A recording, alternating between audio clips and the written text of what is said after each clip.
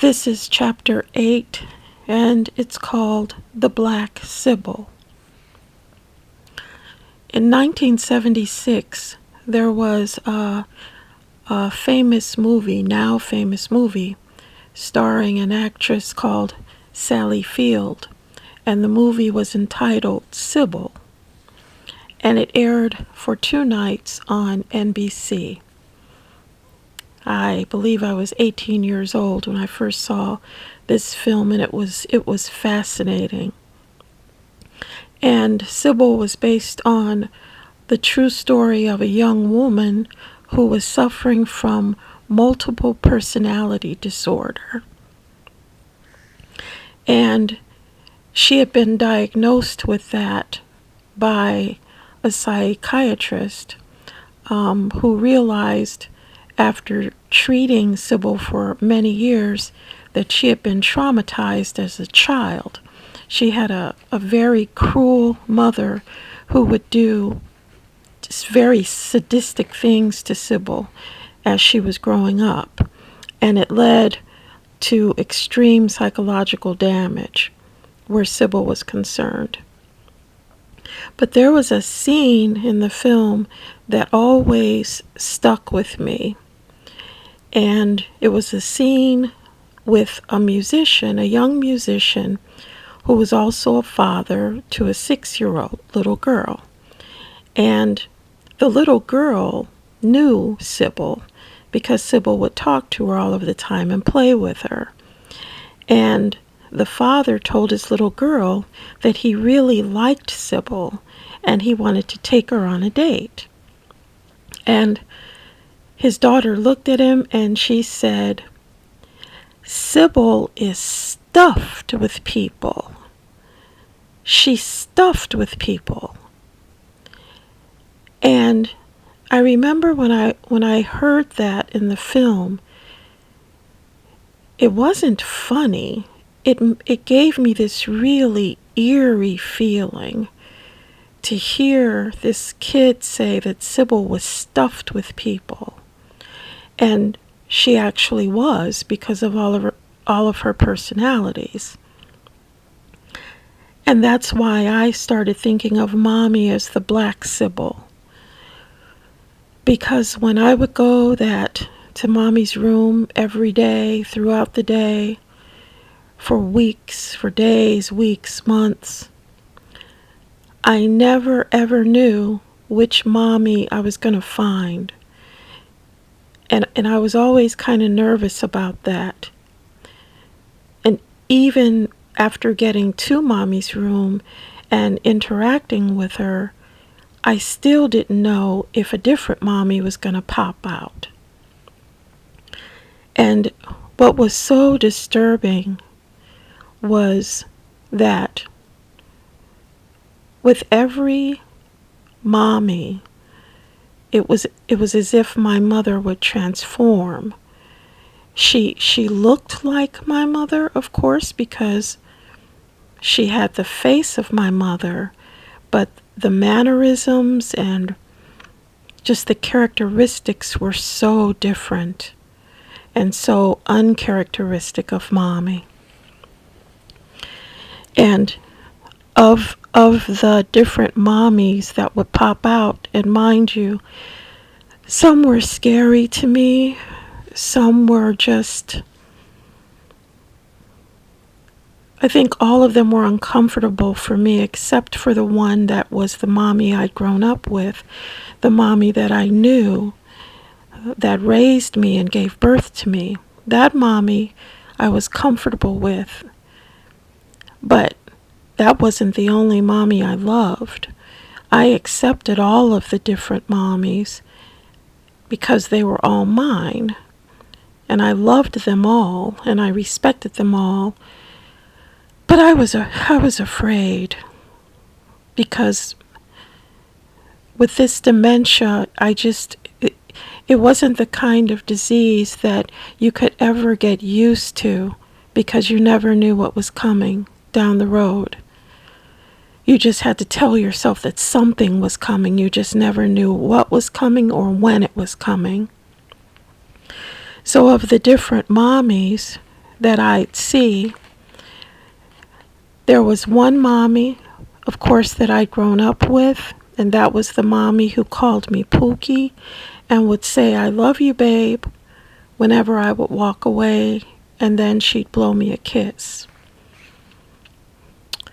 Then there was mommy number 2, that was little girl mommy, and that mommy loved balloons. I mean, she loved balloons. Now, my mother never liked balloons, but this mommy, she loved balloons. And if the balloon, if mommy had gotten balloons from my brothers or for someone and they started to deflate, my brother showed me how to get a straw and stick it into the balloon so I could blow it back up, because mommy would be so sad and almost cry if the balloon deflated. And that's also why at mommy's wake there were tons of balloons. And this little girl mommy, she would clap. She'd like move around in the bed, like doing a little jumping motion, and clap, and just clap for no reason. And would have this huge smile on her face where all of her teeth showed. Then there was mommy number 3.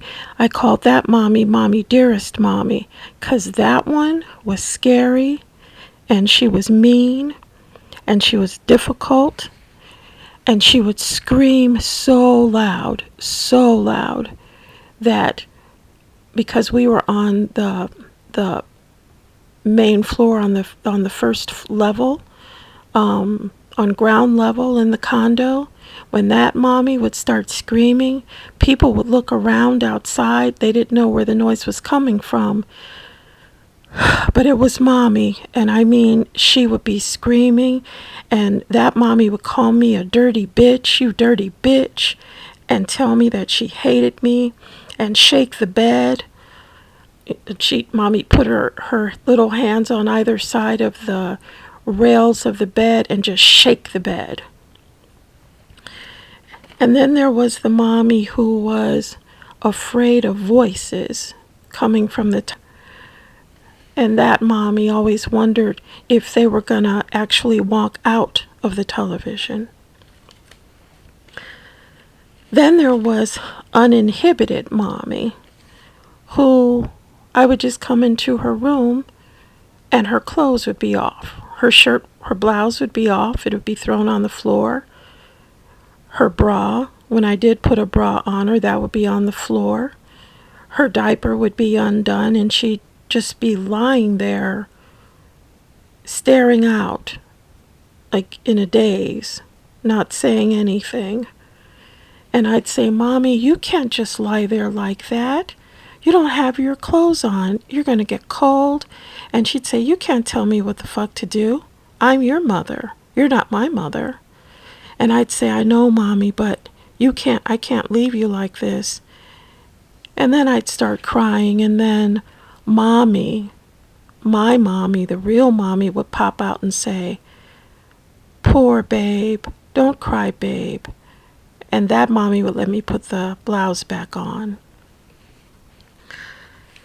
Then there was the brutally honest mommy, who would say anything that came to mind to anybody. It didn't matter how cruel it might be. She was going to say it. If she thought you were ugly, if she thought whatever she thought, it didn't matter what she thought. It didn't matter what you thought. She was going to say it. Believe me. She was going to, and many times she did. Mommy did. And then there was the mommy who would put, because my mother wore dentures, and she would put them in backwards. And she didn't care. I'd say, "Mommy, they're in backwards." And she'd leave them like that. And then she always wanted I'd give her a little mouthwash to brush her teeth, to dip her toothbrush in. And she would drink the mouthwash.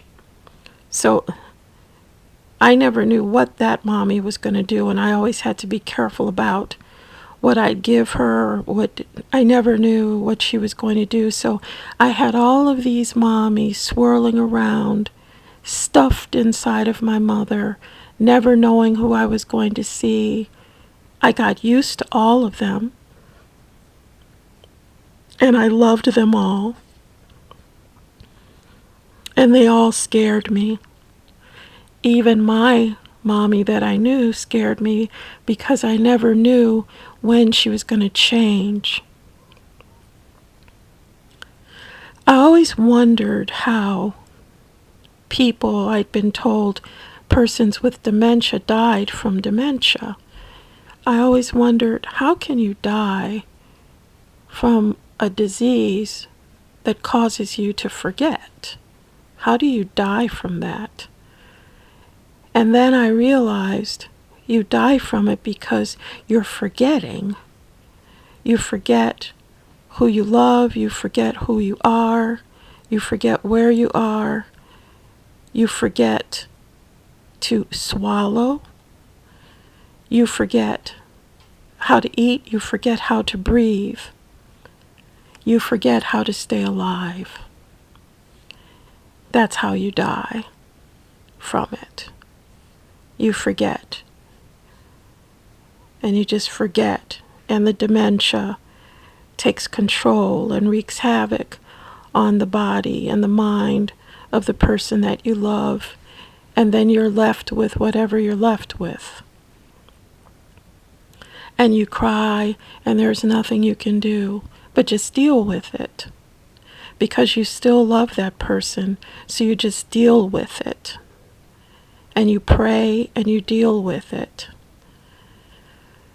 And you cry and you deal with it because you know that good times will come, as they did with Mommy. Funny times happened, which I'll talk about in a later chapter. There were good times, and you savor those because you don't know how long those will last either.